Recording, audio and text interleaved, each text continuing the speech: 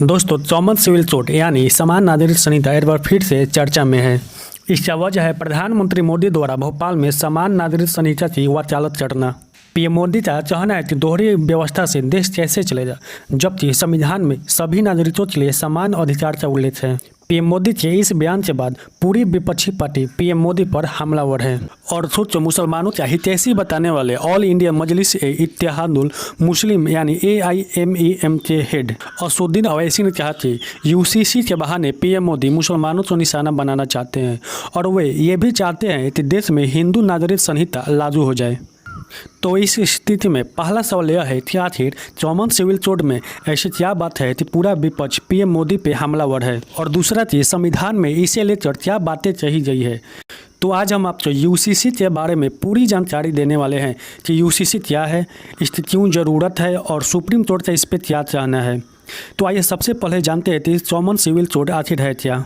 तो दोस्तों, समान नागरिक संहिता का अर्थ है कि देश के सभी वर्गों के साथ, चाहे उनका धर्म कुछ भी हो, राष्ट्रीय नागरिक संहिता के अनुसार समान व्यवहार किया जाएगा और यह सभी पर एक समान रूप से लागू होता है।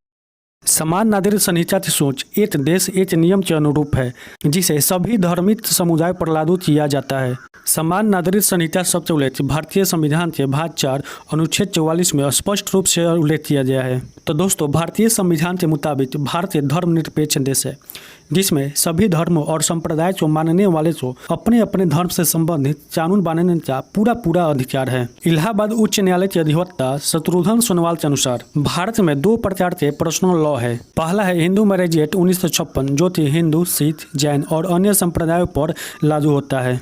वहीं दूसरा है मुस्लिम धर्म को मानने वाले के लिए लागू होने वाला मुस्लिम पर्सनल लॉ। ऐसे में जबकि मुस्लिमों को छोड़कर अन्य सभी धर्मों और संप्रदायों के लिए भारतीय संविधान के प्रावधानों के तहत बनाया गया हिंदू मैरिज एक्ट 1956 लागू है, तो मुस्लिम धर्म के लिए भी समान कानून लागू होने की बात क्यों नहीं की जा सकती। इसलिए अब हम आपको बताते हैं कि समान नागरिक संहिता लागू होने से देश में क्या क्या बदलाव हो सकते हैं। तो संविधान में समान नागरिक संहिता का उल्लेख तो किया गया है, लेकिन इसका कोई मसौदा तैयार नहीं किया गया है। अब अगर इसकी प्रक्रिया शुरू होती है तो यह समझने वाली बात है कि इसके तहत विवाह, तलाक, रख रखाव और संपत्ति के अधिकार जैसे मुद्दे पर क्या क्या कानून बनने वाले हैं। क्योंकि भारत में अभी विवाह, तलाक और संपत्ति के अधिकारों में बहुत ही विभिन्नता है और इनमें धार्मिक कानून भी लागू होते हैं, इसलिए इस मुद्दे को लेकर भी विवाद ज़्यादा हो सकता है। मसलन हिंदू और क्रिश्चियन में एक ही पत्नी हो सकती है, लेकिन इस्लाम में बहुविवाह की प्रथा है। तो चलिए अब जानते हैं कि इस मुद्दे पर सुप्रीम कोर्ट क्या कहती है। तो समान नागरिक संहिता पर सुप्रीम कोर्ट का कहना है कि देश में पर्सनल लॉ की वजह से कई बार भ्रम के हालात पैदा हो सकते हैं।